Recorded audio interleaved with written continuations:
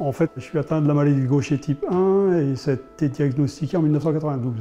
Tu veux un café? Jusqu'à l'âge de 34 ans, je ne savais absolument pas que j'étais malade. Ça a démarré en 1989, avec des problèmes énormes de fatigue, des problèmes osseux, des douleurs, et puis douleurs abdominales, beaucoup de problèmes de saignement, surtout au niveau des gencives. Donc c'est comme ça qu'on a commencé à évoluer dans le milieu médical pour savoir ce qui est arrivé, quoi. Au bout de 3 ans d'errance médicale, vous ne savez plus où aller, personne ne sait vous dire ce que vous avez. Pendant 3 ans, on imagine tout. Est-ce que c'est un cancer? Est-ce que c'est une maladie mortelle? Où je vais aller? Comment je vais finir? Il n'y a aucune réponse à ça à l'époque. Et puis, d'un seul coup, on vous annonce ce nom de maladie.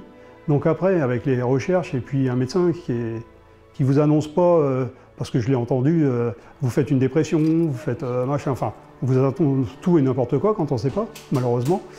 Et là, on sait, et vous avez un médecin qui dit, je vais étudier tout ça, et je vais m'occuper de vous. Donc, première fois au bout de 3 ans, c'est énorme. Comme je t'ai dit, on met tous nos partenaires sur les tables. La maladie, à l'époque, a forcément bouleversé mon quotidien, puisque je travaillais.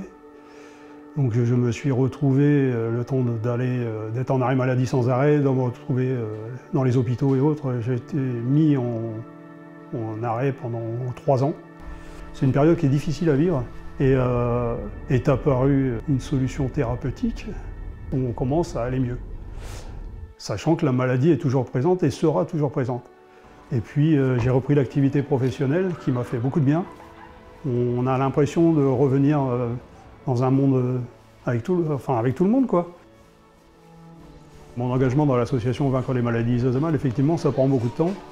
Donc il faut savoir, pour les gens qui sont un peu perdus dans leur coin, comme nous on l'a été, ou comme certains le sont, qu'il existe plusieurs solutions thérapeutiques. Maintenant, qu'il existe un tissu associatif assez vaste, je pense que ça fait un bien fou de se savoir épauler dans des situations des fois catastrophiques, aussi bien au niveau santé qu'au niveau moral. Moi, je puise une force aussi par rapport aux gens que je rencontre. Les interventions, par exemple, dans les lycées ou les collèges, les questions souvent qui nous sont posées sont sur la qualité de vie par rapport à la maladie. Et le terme génétique fait toujours un peu peur. Dans notre cas, on est obligé d'expliquer ce que représente la maladie de Gaucher pour que les gens comprennent bien qu'effectivement c'est un handicap, qu'effectivement la maladie est là, elle ne partira pas, elle sera là à vie, mais leur expliquer comment ça se passe et comment on est soigné, qu'est-ce qu'on peut faire, ne pas faire. Et une fois qu'ils ont ces explications, ils comprennent parfaitement.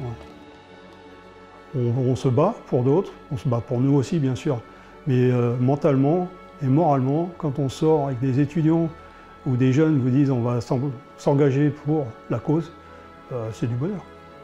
C'est du bonheur.